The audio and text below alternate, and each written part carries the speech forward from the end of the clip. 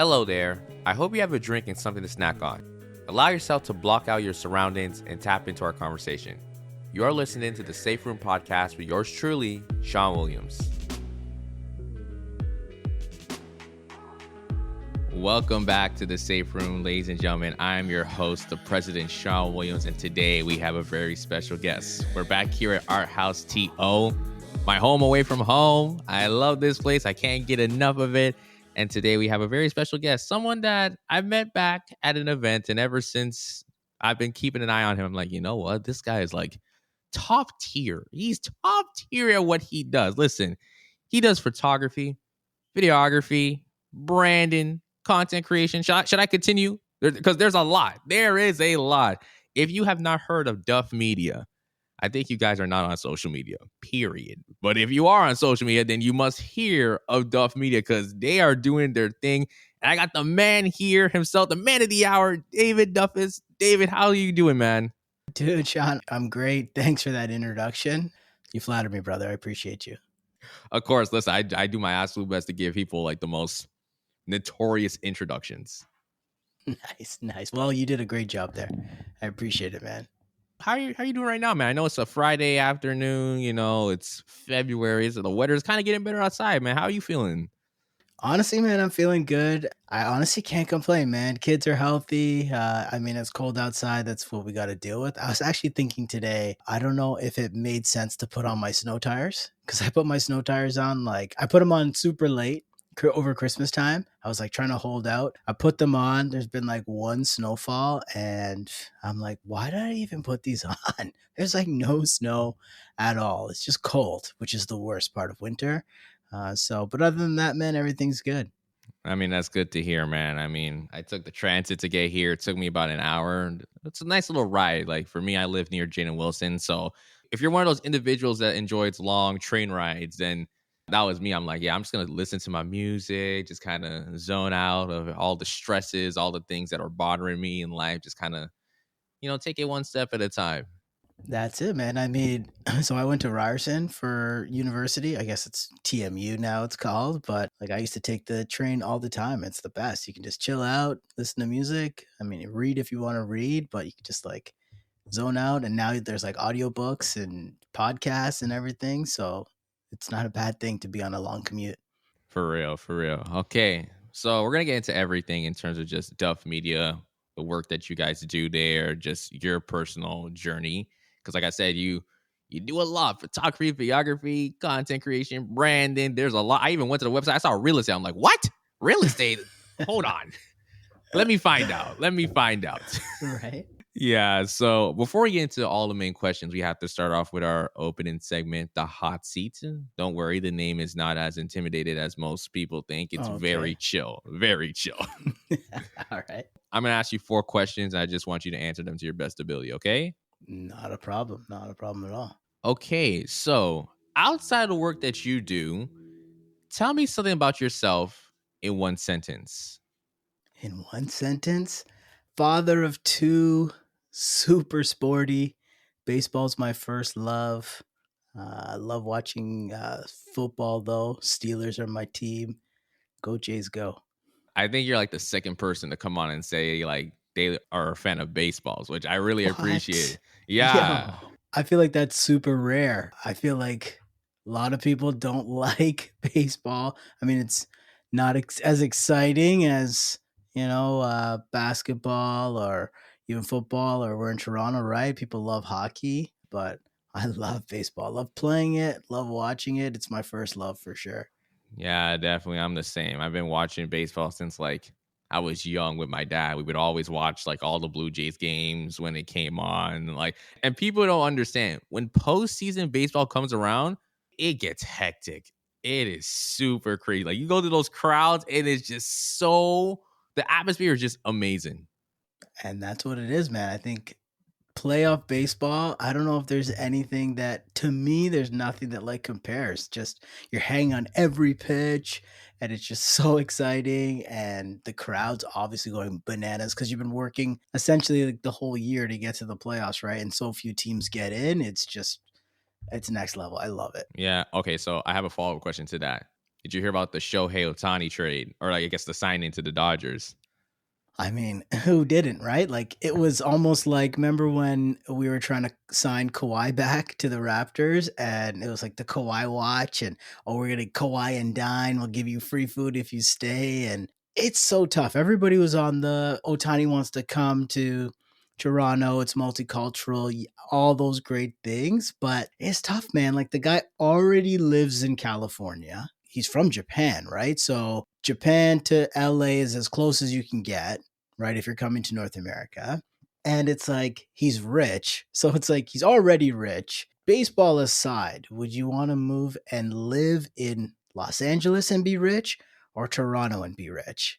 Right? Like no winter ever, the beach, it's LA, It's a big right? market So too. So I huge mean, market, right? So like I mean Toronto is a huge market too in its own right. And then having to deal with customs all the time. I mean, the guy's already in LA. He's not gonna like. I wanted it to happen because we'd have like arguably the best player in baseball the last like 3 to 4 years. But I mean, can't win them all, I guess, right? all I gotta say is this: the Dodgers won't make it out of the NLDS. They won't. Because listen, as long as the Braves are there, I trust them. They're gonna do what they always do when they face the Dodgers. They're gonna embarrass them. So I mean, the Braves do their thing, and it's like the Dodgers have been loaded the last.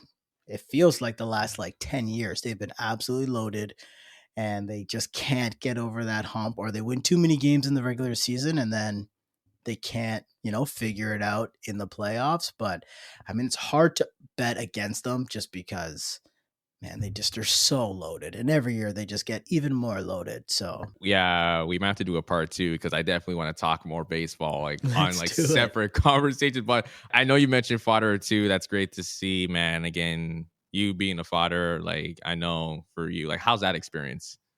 Man, it's crazy. I mean, it's super gratifying, but it's very, very tiring. Pretty cool to see like my mannerisms in them because it's two boys I have. So my parents are ever over, they're always just like, "Oh yeah, you used to do that when you were a kid, or you used to do that when when you were a kid." So that's pretty cool to see. But it's just lots of like sleepless nights. They, the cliche, get your sleep before you have kids and stuff like that's definitely super true. But yeah, it's super gratifying. It's amazing. So love it. That's great to hear. Okay, the second question I have here for this hot seat segment.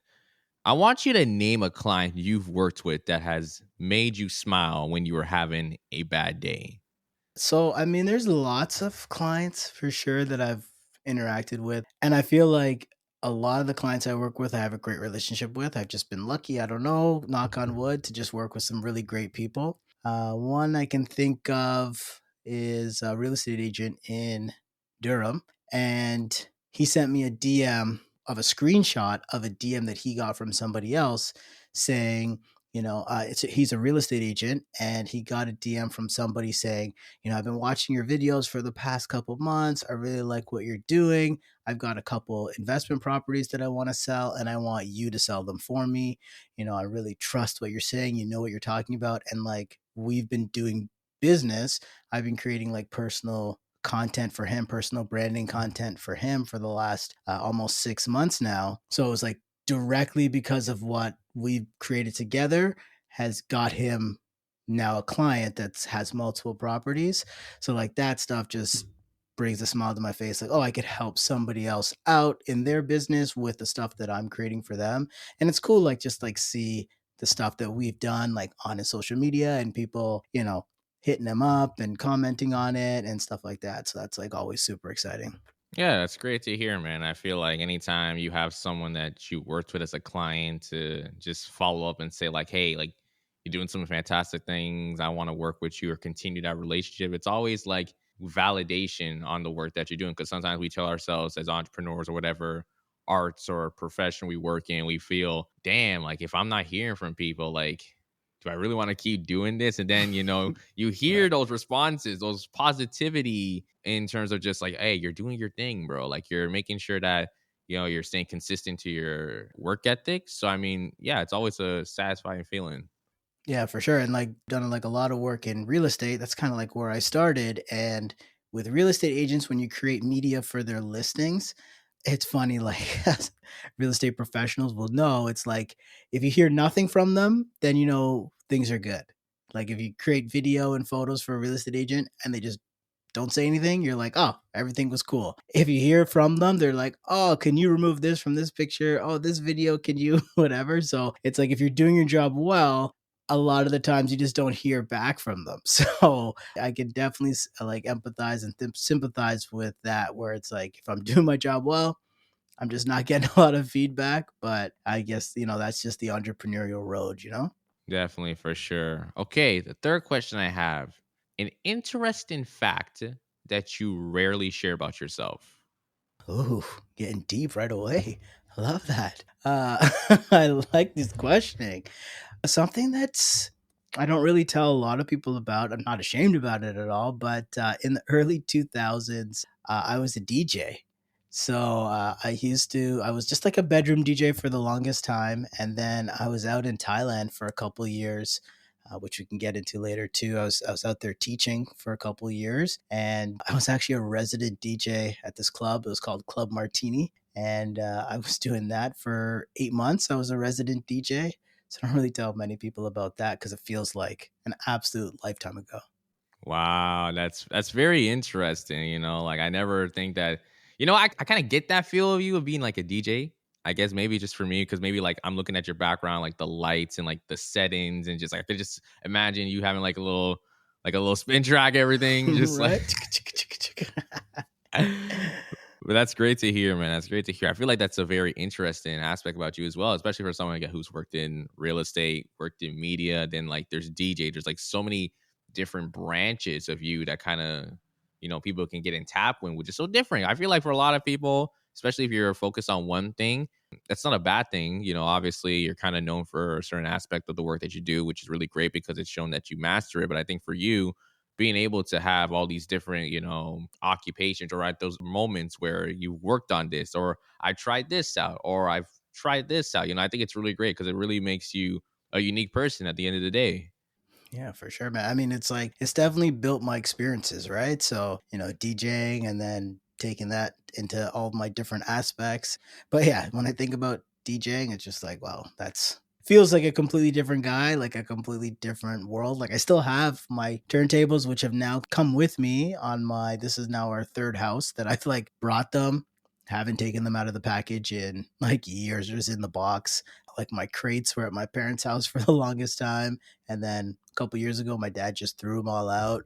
But I mean, everything's digital now. So, I mean, it still hurt, but it's like, man, they're in the basement. And every so often I'll like, when we're moving the Christmas tree, that's where it is. So the Christmas tree is like tucked in the corner. And then right beside it is like all my DJ stuff. So, once a year I'll be like, oh yeah, that was me. Oh yeah, DJ D Duff. There we go. Yeah, that guy.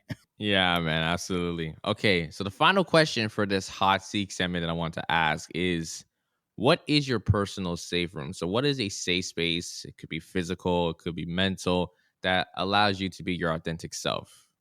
So for me, it's funny enough. I mean, we get back to going back to baseball. Just like my whole life, sports has been just like super important to me. And it's like being on that baseball field. I'm outside.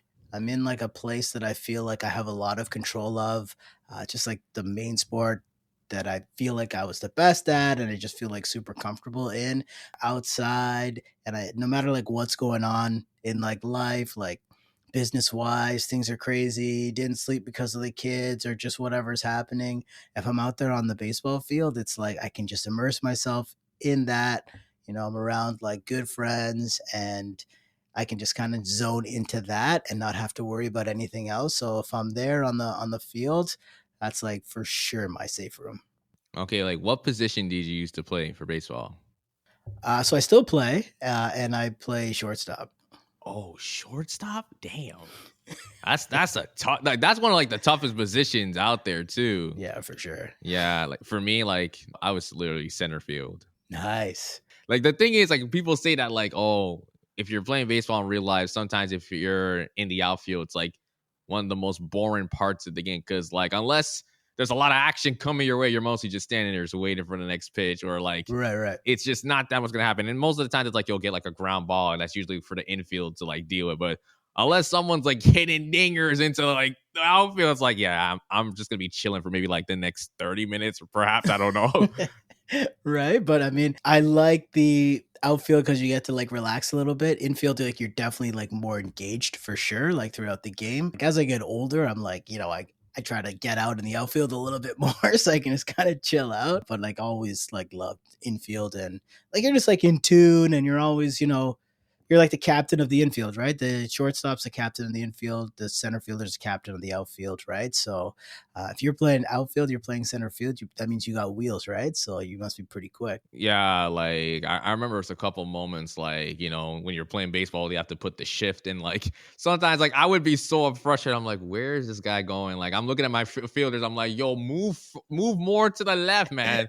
Move Right. more to the left or move to the right. Like, come on, man. We got a lefty. You gotta know your Exactly. position. And so Yeah, man. I'm telling you, man. Just like those things you're talking about, like, shifting and, paying attention to what a guy did last at bat, like where his feet are kind of pointed. I feel like people that like baseball are like into like different things, right? Like you're more like stat driven and, the action is more strategic, right? So, I love baseball and like I've got a close group of friends and we're all into baseball as well. So we're all kind of baseball buffs. yeah, and like even to like kind of tie in baseball to some aspects of like entrepreneurship in a way, because I feel like you mentioned like shortstop is like the captain of the infield, so they're kind of like the ones making sure again everyone's in position, knowing where to be, making sure that like whoever's coming to the plate, how are we approaching it, very strategic. I think it kind of ties into entrepreneurship and some of the stuff that you do, because again, you work in photography, videography, and the branding, so you're kind of the one that's kind of like guiding through your clients in terms of like, okay, this is the approach that we recommend you should take, or like whatever you want to do, this is how we can optimize it to the full maximum that allows you to get the best product but also allows us to do the best work that we can. So I feel like for you saying that you like baseball, I see that there is some kind of correlation to like just that strategic mindset in terms of the work Mhm. that you do, which I think is very interesting. Yeah, for sure, man. I think you nailed it right on the head, right? Like just being able to like talk and lead clients in the right way. And, they come to me because I find like a lot of clients know what they want, but kind of don't know what they want. So you kind of have to like listen and figure out kind of what they want. And then, two, about baseball, it's like if you're a great hitter, you fail 7 out of 10 times, right? Like if you have a 300 average, 3 out of 10 times you're going to get a base hit. 7 times you're going to fail. And that's kind of like entrepreneurship, right? Like you got to get used to dealing with like failure or just things not going your way and having to just like adapt. So, you know, that baseball and entrepreneurship kind of the correlation between the two, definitely. I never thought of it before, but now that you mentioned it, I can definitely see the two. Yeah, for sure, for sure. And speaking of clients, this actually leads to my first question. Like, now we're getting to the main parts of things. Right. How did you start off Duff Media? Or maybe if it wasn't you, I don't know if you were like the originator or the OG, but maybe like just how did you get integrated into Duff Media when it first started? I have a feeling you are. I mean, the names and the thing, I'm kind of like, you know when you say things, but like your brain is not functioning, and like I'm like, Right. it's like Sean, come on now, be logical for a second. But I guess just how did Duff Media get started, and how was it like landing your first clients? Yeah, so for sure, like, so Duff Media, that is just like a cutoff of my name. My last name is Duffus. So I just cut Duff. And then from baseball, tying it back to baseball, like my nickname was always D Duff, right? Just Dave Duffus, D Duff. So I was like, oh, Duff Media, that works. Perfect. It rolls off the tongue. People thought, or when they meet me for the first time, if they're a little bit older, they're like, "Oh, Duff, like Duff beer, like from The Simpsons," and I'm like, "No," but I mean, it's funny, it works, but that's like just Duffus, and I just chopped off Duff. So yeah, I started the company in 2019, so it was just me at the starting. I used to be a like classic 9 to 5er. I was a elementary school teacher, so I taught grade 6 for pretty much close to 15 years doing that. And then my first son was born 2019. And just like every other parent, we got those expensive newborn pictures done and didn't come out exactly the way we wanted it. And I've always like liked cameras, but getting into photography and videography, like it's expensive. But I was past the point when we were married, had a little bit of money, so I was like, I can afford to get into this right now. So I got into it, and I'm like, worst case scenario, I'll learn to take great pictures of my family. So it was just started there and kind of just like went down that wormhole of like learning and mentors and online courses. And yeah, now we're here, Duff Media full time, which is super exciting. And then to answer your other question about the first client, so yeah, I do photo and video. So like my first ever photo client, that was a friend of a friend, and she was getting divorced, needed pictures of her basement apartment because she wanted to rent it. So my friend mentioned me because I had taken some pictures of his kitchen for free, like just for practicing. He had a really nice renovated kitchen. So he's like, "Oh, I know Dave. He can take pictures for you." So that was my first ever photography client. And my first ever video client, that was a real estate agent that I knew that I used to work with at my previous life. I worked like in an office for like a year and a half before I realized it wasn't for me. And he was a real estate agent. I saw him on Facebook, and I'm like, "Hey," I reached out to him, like, your next listing, is it cool if I shoot it for free or whatever? And he's like, "Sure." I did the video for him. He loved it. And then he signed me on for literally, it's been now like 3.5 years, and I've been doing like all his content since. All right, that's a great to hear, man. And I feel like it's interesting how again, like when you had your first son, and it was the matter of like, okay, getting the photos now. It's like, yeah, like these are cool, but like I don't know. I kind of want something a little bit better, a little bit different. So it's like it's always those little moments where like a light bulb just goes in the back of your head where it's like, I want to try this. And I don't know where it's leading to, but I just want to see where it goes. And then the next thing we know, it becomes something where there's like a passion or like, oh, I actually want to keep, dipping into this field. Like when I look back at how I got started, the reason why I got into podcasting because there was a podcast that was running during the time for a business club I was part of during my York University days.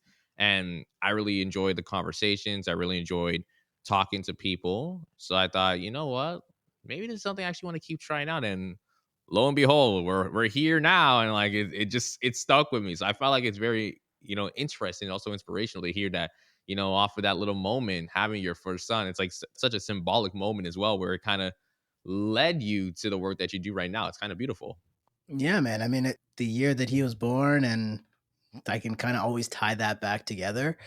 So that's like super, super cool that I can tie that together. And then in terms of like podcasting, what you're at like 100 and what, like 125 It's episodes or probably something? around there. It hasn't been published, but it's probably around there in terms of like just recorded completely. Yeah, So yeah. That's sick, man, dude. Like 100. Like you mentioned earlier, we met at that networking event, and you had mentioned like, "Oh yeah, I run a podcast and this and that," and I was saying like under my breath, but loud enough so people could hear. I'm like, this guy has like over 100 episodes. It's not just like, 'cause, everybody wants a podcast now, right? Everybody wants to be on a podcast. Everybody wants to run a podcast right now. It's like you'll do like two or three, and then you stop, man. You did 100 plus. Yo, kudos to you, man. You're killing it. thank you. Appreciate it. So I want to go back to the first client. You kind of did explain in terms of like the process and some of the things that you went through. So kind of to give a follow-up question. So like I guess compared to how things went with your first client to like now when you meet with new clients or you're working with different people, what has the process changed in terms of like how you connect with them? Maybe it's via consultation, or maybe do you feel like from the time you started with your first client, there's still little aspects of that like sprinkled into the process or the approach you do right now with new clients? Yeah, I feel like honestly, a lot of it is similar in the sense of how I treat people. Because I always, no matter what, I always treat people the same. No matter who you are, how much money you have, whatever, that doesn't matter to me. It's a matter about like how you treat me and how I treat you. So I treat them the same, right? Just giving them that full like customer service, but not even customer service, just like being there for them, right? Finding out exactly what their pain points are and just like making sure to create content that'll help them with that problem. From where it started to where it is now, a lot different in the sense like I know what I can produce. Like when I first had that first client, it's more so you tell them what you can do. Now it's like I know exactly what I can produce for you. I know what the video can look like. I know what the pictures can look like. So it's more so just like educating them on this is the process of how we're going to get there, and I know what the end result is going to be. as opposed to before. It's like I've done it a couple times and I tried my best, but now we're in the, I know what it's going to look like. Here, let me take you along the journey and make sure you get the best product. So you get all the value out of this interaction. I really like that, especially the whole like you said, it's not really customer service, but just kind of being there as a support system. I think that's so important because I feel like a lot of times you still want to have that level of professionalism, but also let people know that hey, like if you need any help, like that's fine. Like don't feel like there's an uneven power dynamic just because like you're the client and I'm the one like trying to provide the service to you. That there needs to be like some level of miscommunication or like, oh, I should probably not say this because like I'm just not in the position. But I like how you open it up where it's like, it's equal. We're trying to help each other. Like, whatever you come to me for, then, that's what it is. But also, like, how could I help you in return or like vice versa? So I feel like that's really great. And I feel like a lot of entrepreneurs are definitely starting to implement that into their business models, including myself. When I connect with people, I don't want it to be where it's just like, hey, you get something from me. And it's like, okay, goodbye. It's like, no, like, I want to know, like, what are you doing? Like, let's follow up. Let's see, like, how can we extend and build on this relationship? And that's what I think, that's like the teacher in me, because I never really wanted to be in sales because I don't like selling people things that they don't like. So like if I'll get on sales calls with people, or I call them discovery calls, I don't really like to call them sales calls, but if I get on the phone with say a new client or somebody that reaches out looking for content or whatever the case may be, I always tell them like, I'm just going to give you tons of game. If you choose to go with me or you choose to go with somebody else, that's cool. But I'm going to teach you and just give you some tips and tricks and stuff that you need so you can excel. Right. And it's just like if you just educate people, they know that you know what you're talking about, then they're going to want to work with you. Right. I don't want to pull the wool over somebody's eyes and trick them into working with me and then they don't get what they want. I just did it for a quick sale. Like that doesn't help anybody. Right. And it hurts my reputation, which I'm not looking to do. Right. So it's like I'm always just looking to like help out. If it works out in a sale, it works out in a sale. You go somewhere else, hey, that happens too. That's all good. Like there's enough to go around for everybody. So it's just about like being a good person and just helping people out. Definitely, for sure. Okay, so my next question that I want to ask, so what are some aspects in terms of like, I guess, videography, but also content branding do you like to provide to those who are struggling to capture those, captivating visuals or, create the content that allows them to, reach their niche audience or to connect with their viewers? Like, what is something that you like to provide within those, moments? Maybe it's like a scheduling a time to do like just batch recording or like just batch content creation. Like, what is some things that you like to offer to a client or even just to anyone in terms of like advice or feedback? When I'm helping out clients, I like to help them with, scripting, because I find like people have a lot of times they come to me and they're like, I don't know what to say, or like, I know what to say, but I ramble on too much, or I can't get to the point. So I'll like run them through like my 3 point system, like 3 steps. It's just like, your hook, your content, and call to action. That's just like how every video, just run it through that 3 step framework and you'll be like concise. People will like it. You might not go viral, but we could talk about viral. I don't know, virality, if you really want to go viral, but you want to make impactful stuff that people want to watch.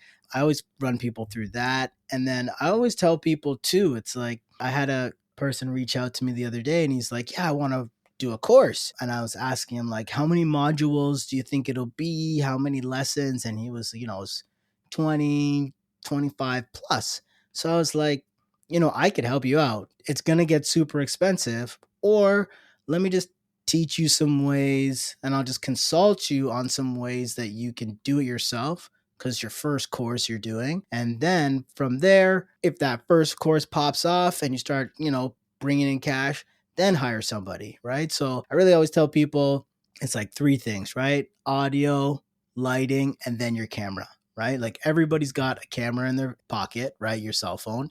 So really, like if you just get a microphone, you get yourself like a cheap-ish, but not too cheap microphone, spend a couple $100 on a mic, you'll be good to go, right? Because the quality, people are okay if your quality of picture isn't great, but if your quality of sound isn't great, people are just going to flip on to the next, or they're just not going to watch, right? So I always kind of tell people like, worry about getting yourself some sort of audio. If you get yourself like a wireless mic or a lav mic, and your audio will sound 10 times better than the mic that's built like into your phone or even an expensive camera. And then lighting, if you can get yourself like a light that you can control. Like I have a light here off to the side, which lights me up. But if you don't have that, you can just stand in front of a window, put that like the white sheer that's behind you. You just stand in front of the window. So it's like the window, like your camera, and you'll be lit up perfectly. You have a good mic and you'll sound like $1,000,000. You'll look like $1,000,000. And then once those two are dialed in and things, if you start making a little bit more income or you got a little bit more money to spend, then go out and get yourself a camera. But first thing, definitely get audio. Then you got lighting, and then get yourself a camera. Yeah, definitely. And even for the lighting, like I have like 2 light boxes right here. You just can't see it. So like, I mean, that's another thing that's so important. Like I can definitely resonate with you when it comes to the audio. Like this is coming from me, ladies and gentlemen, being a podcaster. I'm retro. Like everyone asks me when they start a podcast, should I do audio and video? I'm like, I can't tell you what to do. If you want to start with audio alone, cool. If you want to do audio and video, that is also fine. But if you are going to do it audio and video, I would say try to prioritize more on the audio because to this day, I still don't have like a DSLR or a mirrorless camera. Like I'm using a webcam right now. And I'm in the market where I'm like, I want to start getting like a video camera that has like those qualities that I need, or maybe even getting a videographer that's going to help me with these like in-person interviews or just help me with the visuals aspect. But when I got started, I'm like, I need to make sure my audio sounds good, because if my audio is trash, no one is going to tune in to anything that I have to say. Exactly. And that's the thing. You get yourself a microphone, plug it into your phone, and there you go. You use the voice recorder and you can start with your podcast right there, right? You don't need anything else elaborate on top of that. But again, like if your picture looks dope, but your audio's trash, nobody's going to watch. Yeah. Right? Not like one person. For people to take into perspective, imagine you're watching like a movie. And sometimes I'll do this too. Sometimes I won't go to the theater to watch a movie when it drops. Sometimes I'm like, okay, I'm just going to find it on a website and just kind of see how it works. Take this in mind. If you are looking for a movie on like some bootleg website or like whatever you all want to call it, do you want to watch a movie where the visuals are stunning? Yes, but the audio's trash? Or is it going to be like, you know what, the audio, at least I can hear, and the visual's bad, and it's like, that's kind of the case. Like, for example, Marvel. Sometimes I'll be watching like Marvel movies when it releases, and like you can tell the lighting's so off, especially if you have like those dark alley scenes. Like it's just nothing but black. It's straight black. But like at least I can hear what's going on. I'm like, okay, I'll suffice. I'm okay with that. But if it's like 4K, like quality out of this world, like magnifique visuals, but it's like just muffled, like no, like no, I can't listen to this. I can't. You can't deal. You legit can't, and that's the truth, right? It's funny. I released a video a couple months ago on my YouTube channel, and I say that exact thing, right? I remember, like you'll see a video, pure black, but you can hear it. You're like, all right, I could deal for a bit, But if it's like perfect quality picture, terrible audio, like a minute or two, you're like, man, I gotta find something else to do, man. This can't go. Yeah, man, definitely, for sure. And you did mention microphones, which I think is so important too. So like, what would you recommend for someone who, again, wants to get a mic, something very cheap and affordable, but does the job as well? Yeah, so like super cheap, I say kind of to stay away from those. Like you'll see those like mini microphones. They look like it's like a little microphone, It's like and they one of clip. like those the clip on. So Yeah, I will say this. I do have one of those, and like I've only tested it out just to see. And again, I'm not a fan of it, because it's one of those situations where like it's so sensitive. Like you would have to like hold it from a distance. Like yes, you can hear yourself, but it's also like if you try to clip it on, you don't even have to like speak at a normal level. Like just even me talking like this, it sounds so distorted and it's like very nasty. I'm like, yeah. Yeah, those ones, I mean, they're cheap. They're like $25. So you can like jump in, right? For like 20 bones. And you're like, okay, I got a professional mic. I kind of tell people like save a little bit of money and get like, I kind of always push people to the Rode stuff, RODE, Rode. Like it's not super expensive, but it's not like $20 cheap. A friend of mine actually, he started using these wireless mics called Hollyland, HOLLY and land, I think it is. And they're very similar. They've got like the clip on and they're wireless. Those are good as well. Like if you're gonna go on Amazon, which is like the spot to like pick them up at, I would go for that. If you had to go cheap, like really cheap, I would go the cheapest I'd go for like a lav mic, which is just like a little like microphone lavalier mic that you see like news reporters and stuff wear on TV. Get something in that like $50 range. Don't get like the $20 range one. $50 range one will be fine. If you're going to be just like plugging it straight into your phone, which you can do. A pro tip is to get like the longest cord you can, just so you can like set your phone like on a tripod and then like sit far back instead of having to be like right up on it, because like you have the microphone so it's going to hear you perfectly. So just try to get like the longest cord you can get. But if you do want to like save a little bit of money, I mean the Rode ones, I just had told a client to get the Rode ones, and think they were like on sale for like $160. So the thing is, I have like my road stuff and I bought them now going on 4 or 5 years, and like I still use them. So you can like grow into it. Those like $20 microphones are $20, but then like you'll grow out of it. And then you got to get something else. My thing is, I'd rather buy something once, never have to buy it again.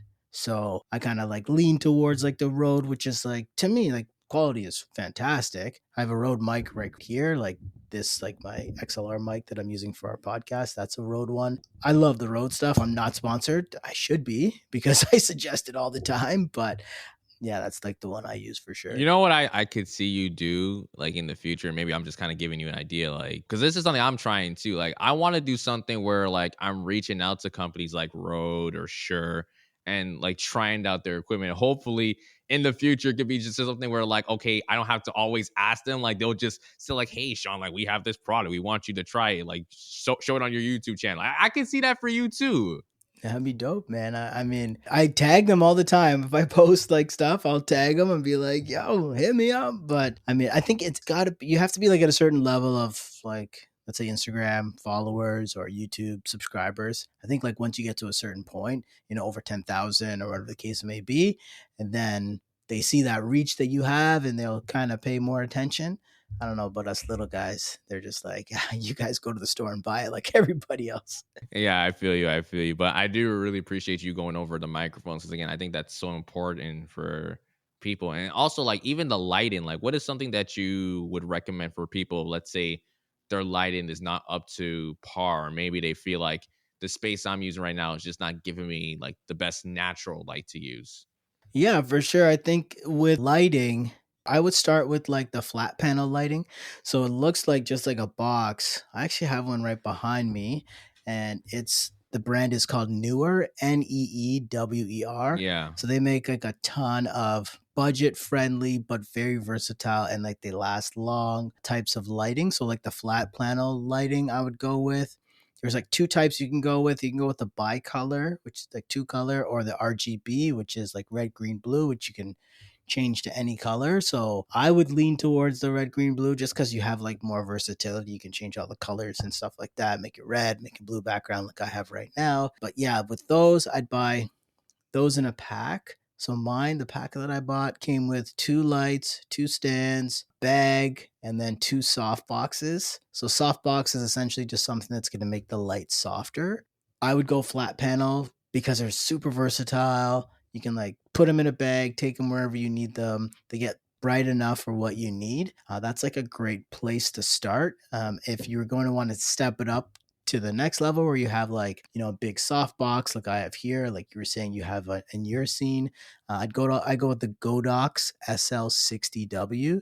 That's like the best light I found. It's super affordable, like $150, but I've never been in a situation where I felt like I needed more light. And like I've done interviews, video podcasts, personal branding, video shoots, like all over the place in all different types of situations. And I never felt like I needed to upgrade from that. So like if you were doing it with yourself, for yourself, it's like you get that. And then once you get, things start to grow and you start to do more and more elaborate things, you'd be like, oh, I don't have to buy a light. It's perfect. So yeah, the Godox for sure. But then you have to buy a softbox on top of it, which those aren't as expensive. You can get those for like $50, $100.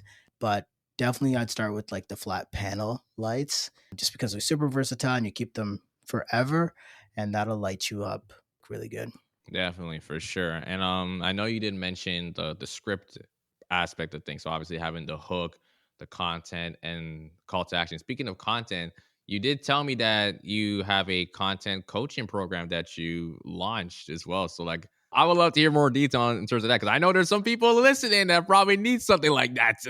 Yeah, for sure, man. I mean, it's like I've been creating content for people for, a couple years now. And it's like people are not at the point where they want to pay to get it done by me. And it's like, well, I could just teach you how to do it yourself so that you could, create content like I've done for myself, create content to now drive inbound leads, to build my online authority, right? And to save myself time for my business. Because when you're creating content for your business, you're now like multiplying yourself, right? Because you're talking about your things in your business, but yet you don't have to say it. It's like if I get 300 views on a video about my business, that's 300 people I didn't have to stand in a line of 300 and shake their hands and tell them 300 times, right? So it saves time.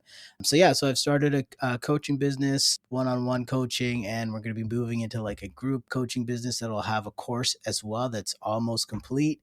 And yeah, just helping you create content like you see that I've created for myself on all my social handles to show you how to do it step by step, literally go from zero to pro level quality. And my thing is, I always teach people like exactly what they need. I'm not going to tell you what you need, what you don't need, and just give you fluff. I just tell you exactly what you need to get to where you want to get to, right? Creating content for your business, not wasting a lot of time, and most importantly, driving those inbound leads, which happens when you start creating content consistently. I think that's really good too, especially like the content coaching aspect of things. I think for a lot of people who know that they provide a service for like, if people want help creating content, then they can do that. But sometimes when you have someone that says, you know what, I just don't know based on like maybe the affordability, like maybe it's just not in my budget to, Right. kind of extend on this relationship. There's some people that kind of get salty or like, all right, whatever. Like I guess because I get it because sometimes it's like you came to me, you're needing my help, but then the minute like money's involved, you're like, oh, I'm not sure. Just like it's a hard thing. It's like a hard pill to swallow. But I think for you, again, it goes back to still like how can I help in some aspect? It's like okay, well, if the budget's something that's not working for you, then I can just coach you on how to like do the content your own. So there's still some value being taken away and there's still some value being given to the individual rather than just value being looked in a monetary form. Because I feel like a lot of times we always look at value like it needs to be like money wise. Like even for me, like it's a situation where I want to like launch a course, or even when I started to like, talk to people who say they want to start a podcast, I would tell them, okay, this is what I offer in terms of like, my knowledge and expertise. And then the minute the price comes up and it's like, I don't know, like maybe like I'll get back to Right. you. So then Right. sometimes I'll Right. be like, all right, you know what? If that doesn't work, then what we can do is like we can pick out a time and like, if you need some help just recording podcast content, then I have my equipment. We can pick out a spot and then, we can give it a try. And people appreciate that because it's like you're someone who like puts a lot of value into the people that you work with, or even like offering options like, listen, you can't pay up everything right now, like I have payment plans, like you don't have to fully give me everything at once. Like if you want to work something out, then we can work something out. And people are like, that's nice, because everyone just assume once you get into like a business transaction, it's like there's only one way to go, and then like if it doesn't go that one way, then it's like I need to dip out. The coaching is not free because it's like the time wise, but it's like for easy numbers, and these aren't the actual numbers, but let's say a monthly package to create 20 videos for you for the month is like 3,000 bucks, let's say. And you'll have your 20 videos and you're good for that time. Or we do a coaching program where it's 3 grand, but now it's over 3 months and I teach you how to make content forever. Right. So it's like now I know how to make content going forward forever. Right. It's like that adage, you take somebody to the supermarket and they can just like pick up a fish and just buy it. Or do you like give them a fishing rod and teach them how to fish? Right. So it applies to like the two different people, not the two, but two different people, right? Like there's some people that are like, I have no time, just come film content for me. Like the business, I see it, it's gonna turn into this, or my business is crushing it, I have money, like let's go. And then there's the other person that is like, I've got time, teach me how to do it, do everything you do so that now I can do it like over, the long period, I know how to do it. Definitely, definitely for sure. Okay, so the next question I have right here is, when it comes to work that you do, what are some of the challenges you have faced so far, whether it's on your own, maybe it's working within a team setting, even maybe acquiring pieces of equipment, working with clients? What are some of the challenges or setbacks that you've experienced, and how have you been able to learn from those setbacks and just pivot so you're in a much more like efficient point of how you operate things? Yeah, for sure. I mean, like if we went back even to like the coaching, talking about the coaching program, it's like it's just being able to like pivot and help out the most amount of people that you can, right? Some people can pay that upfront fee to get videos done and it's like, okay, I'm coming back next month, I'm coming back the month after, but it's like, well, how can I now service that other piece of the market that has maybe money over the long term, that is has a little bit more time to create content for themselves. So just offering more things to help people out for sure, because like a big challenge is like equipment is expensive, right? Like having professional cameras and audio, that professional lighting. I mean, lighting and audio, you can get away with it not being crazy expensive, but like cameras and lenses, like you can't get around those, right? Those are super expensive. So it's really like just figuring out how to make the most out of what you have, saving up, buying stuff that's going to get you the furthest it's going to get you, just as well. Like, everybody wants a podcast. Everybody wants to be on a video podcast, but like it's expensive. Like if you want 10 episodes, which you have to do at least 10 video podcasts, and you want a professional to come shoot it for you, like they're not going to come shoot it for $100, right? Because their equipment is expensive, their time, all the learning what they learned and being able to create a great picture for you, right? So it's like those 10 episodes time this, it's like, oh man, that's expensive. So it's like figure out ways that you can like teach them how to do it themselves, get the right equipment. So over time they can know how to do what they do. And it's really about like leveraging different places to get equipment. I always tell people like don't shy away from the used market if you're getting into photography or videography, because there's always going to be people that are changing their equipment. There's always going to be people that bought everything and then they used it once and they're like, man, I got to just sell this. And the thing is, like the native lenses, like the native Canon lenses and Sony and Sigma and Tamron, if they hold their value very well. So if somebody's had like a used camera lens that they use for real estate and it's like 10 years old, I mean, like a lot of times it's just glass, right? It's glass and metal, and like glass isn't going to go bad unless it gets scratched, obviously, but like that stuff will just hold its value and it'll hold its weight. So, don't shy away from the used market to get yourself into getting equipment that you otherwise don't think may have thought that you couldn't get.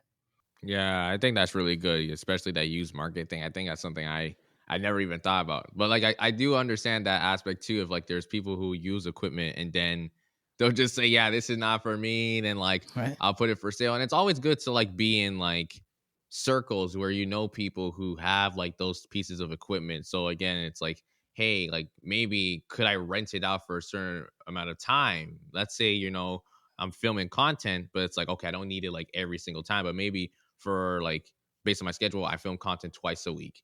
Like, could I use Mhm. your camera? Could I just use it for 2 times a week? It's like, sure, like you work out something, you work out an agreement, and there's other ways. And obviously, the whole goal is that you want to have like your own equipment. Like for me, I want to be able to say like I have a abundance amount of microphones, interfaces that anytime I can just come and like pull it out, bada bing, bada boom. Like setup is right there. But I understand sometimes like, like I have to kind of work with what I have and like, just even going to other resources, like, reaching out to other studios and being like, hey, can I like use your equipment for like an episode or like a piece of content I want to film as well? Like, and there are studios out there, podcast studios that do rent in equipment. They do rent equipment that allow you to do those things. So I think that's super crucial in terms of like, again, see what's out there, tap into the used market because there are people that like they will use it and then at one point they will eventually sell it. And that's the thing, man. I think you nailed it on the head there, right? Just like looking at different people and trying to like look in your network, right? Are there people that you could borrow off of or rent off of? Even like renting from like legit camera stores and stuff is a lot cheaper than buying. Like if you actually got a client and you needed a certain lens, let's say it was a wedding and you were in the back and you needed a lens that could really zoom in. Zoom lenses, like for weddings, super expensive, like $3,000-$4,000 a lens.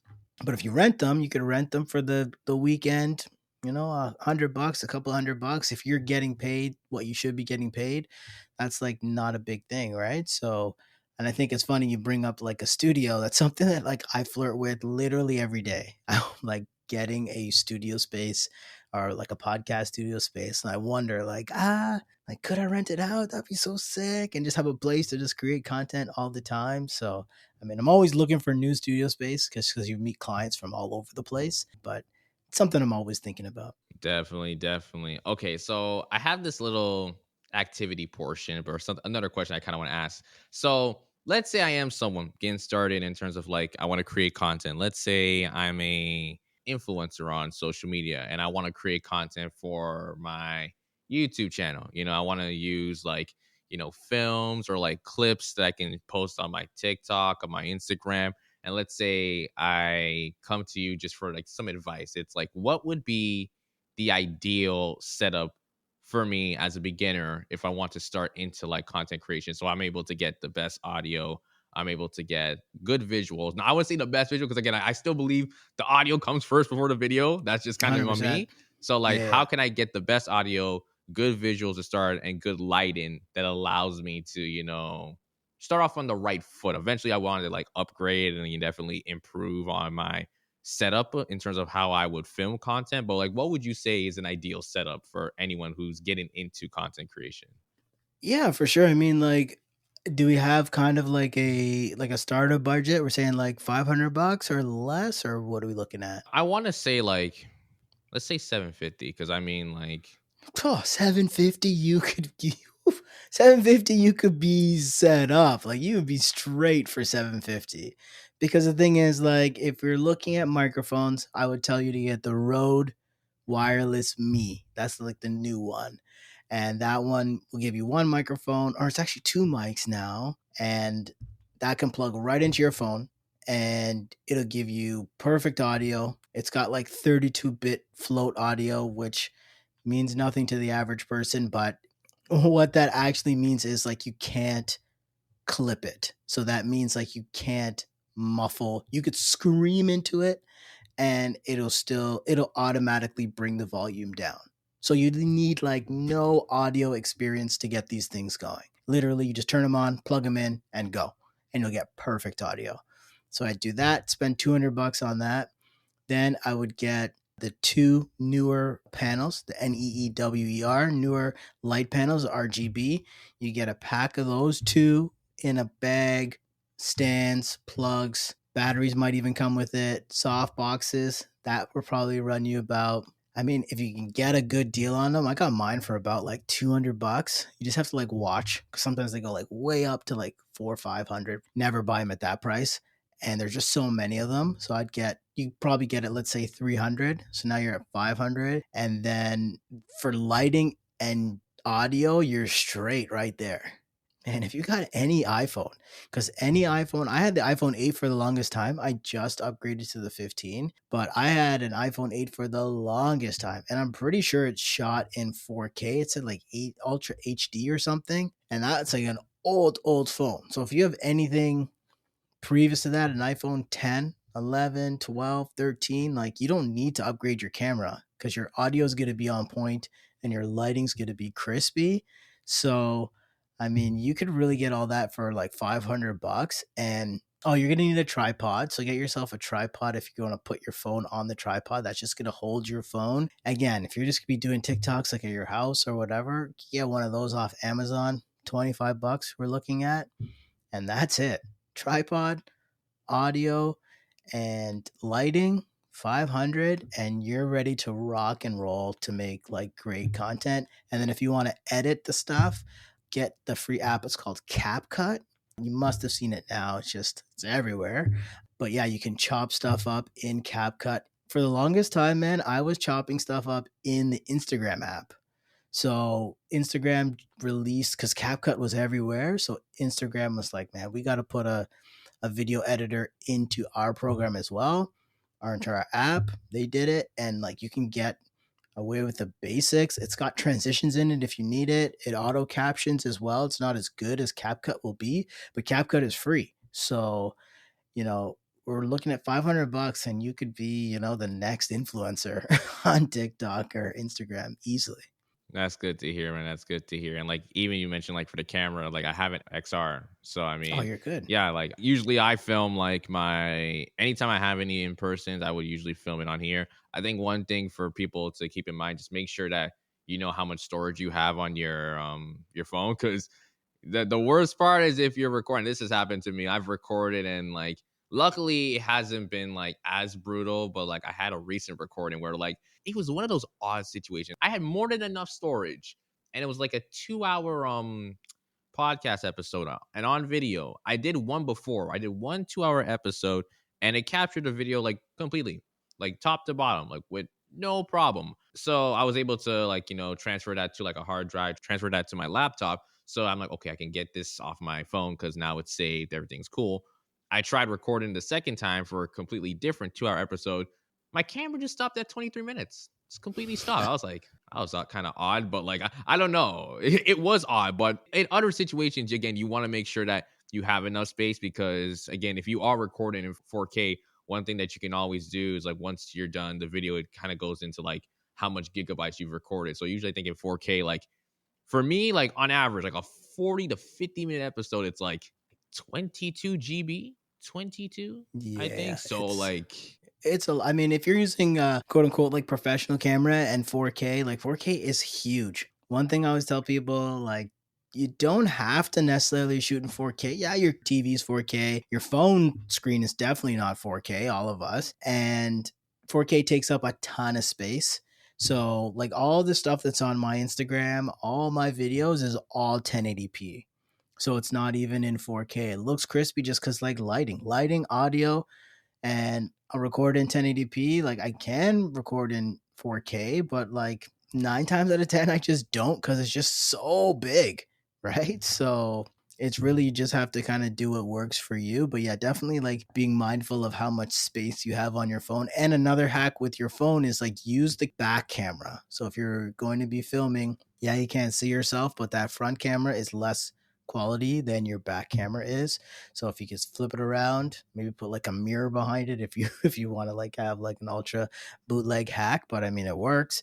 You put a mirror behind it and then you can see the reflection, see what you look like, and then just go to work. yeah, definitely for sure, for sure. Okay, I have one more little thing I want to try out, and then we're gonna wrap things up.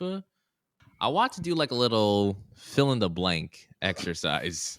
Okay. So Let's like go. this should be very interesting. I want you to try to name all 30 teams in the MLB right now. But What? we're going by division. We're going by the division. So it's even harder. That's gonna be impossible. I think you got it. I mean, that's gonna be super tough. Let's start the American League. We'll start with the Jays for sure. Okay, so that's the AL East. So the AL East will go Toronto, Boston, New York Yankees, Tampa Rays, Baltimore Orioles. Okay. I feel like that's an easy one. That's an easy one for sure. It's one of the more like tougher divisions in the entire league. No, I think it is the toughest division, and I will say it, and anybody can come. Don't at me. It's the toughest division in sports. I agree. There's no other division in which you have the absolute powerhouse of powerhouse teams all in one division every year, back to back, no question. Yeah, man, it's the toughest division for sure. I agree on that for real. Like, if anyone has seen the AL East, I feel like every time like September comes, everyone's palms are getting sweaty. Just like it could be any team that could slip out and like get a spot. 100%, man. And it's like the Yankees will be down one year, and then they'll just spend, and they're back at the top. And then now Baltimore out of nowhere was good last year. And the Yankees are the Yankees, the Red Sox are the Red Sox, the Tampa's always good. Jays are always competitive. Oh man, it's like they spend all year beating each other up, and playoff time comes and they're just too tired. Okay, cool. And there's one thing I should have mentioned. You have 3 strikes. So once you get 3 strikes, you're done. 3 Strikes. So right now, Wow. you've already got the AL East. Let's go on to We the. got to stay American. You got to stay American League. Okay, so let's do the AL Central then. Okay, so Central, so that's the middle of America. So we got to go the Tigers, Detroit Tigers, Okay. Minnesota Twins, All right. Minnesota. Oh, Chicago. Chicago's there. So the White Sox are there. Yeah. And then Cleveland. Okay. And I want to say KC is in that division too. It is Kansas City. Yeah. Yes. Okay. So the AL West. Okay. Process elimination now. We're at the AL West. So we're just. Oh man. But teams like always like switch. So in the West, AL West. Oh man. So we got the Angels for sure, right? Yeah. West Coast. Seattle Mariners. Mm-hmm. I just think California. Oakland Athletics. Yeah. Oakland. And then I guess the first Houston, right? So we got the Houston. Astros and the World Series champs, right? The Rangers. Yeah. Okay. So you got the AL through. You got the American League. Now it's the National. Oh my God. Now I'm dead. Honestly, I don't know much of the National sometimes. I mean, low-key forgetting. Let's stay West Coast. Let's stay West Coast with the National. Okay. So okay, we got the Dodgers for sure. Yeah. And then the Padres. Uh-huh. Oh, and the Giants. Yes. Oh, man. And then who else is close there? I want to say that Arizona's in that division too. Arizona is in that division. Is there anybody else? No.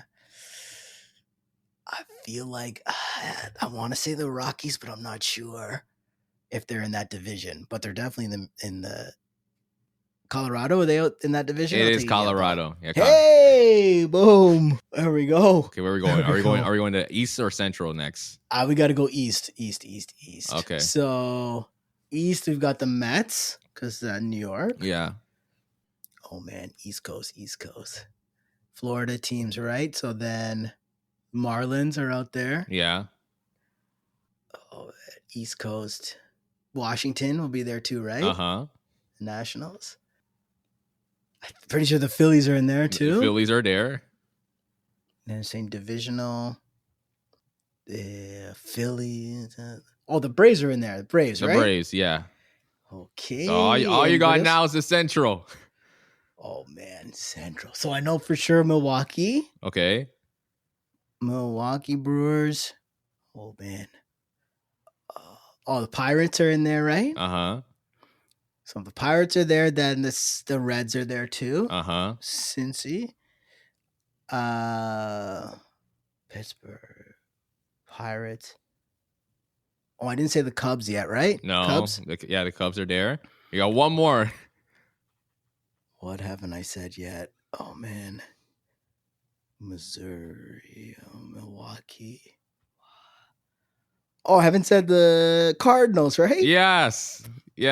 So you got it. All 30, no strikes. Yo, boomski. There it is. And now you did a great job. I would have probably missed it for real. I would have hit all 3 strikes. I would have butchered it for real, man. Oh man, I love baseball. And I'm surprised I didn't say Cardinals first because I always wanted and I had a Cardinals, like a red. That red of the St. Louis Cardinals, so bomb. And then Phillies, one of my buddies, Phillies, same with the Reds. Oh man, there's a lot of. I'm a baseball guy through and through, so I can we might have to do a a tier list of maybe baseball jerseys next time. Oh, I'd love to do that. I would love. There's so many awesome baseball jerseys. I mean, Jays is obviously number one. Yeah. I don't want to get into it because we're going to go forever. But the next, I love the Pirates though. Pirates, that black and gold. Because it goes along with my Steelers in football. So definitely, I could talk forever on for that. For sure. But yeah, that's basically all I have. But before we kind of sign off for today, is there anything that you want to share as a final takeaway to anyone listening? So my big thing is I always tell people literally just get started. You can get started with literally anything. Get yourself a microphone and your quality will jump 10 times instantly.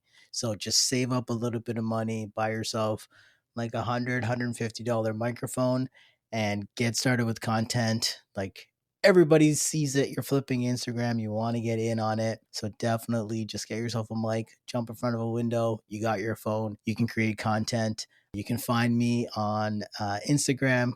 It's duffmedia.ca, or on YouTube, Duff Media, or my website, www.duffmedia.ca. Again, got the coaching program so I can help you elevate your content to turn your Instagram or any of your social platforms into a lead machine, saving you time by making content for your business. And like I always say, follow along to increase the quality of your content. And if you have anything, just always shoot me a DM, or I'm always here to help.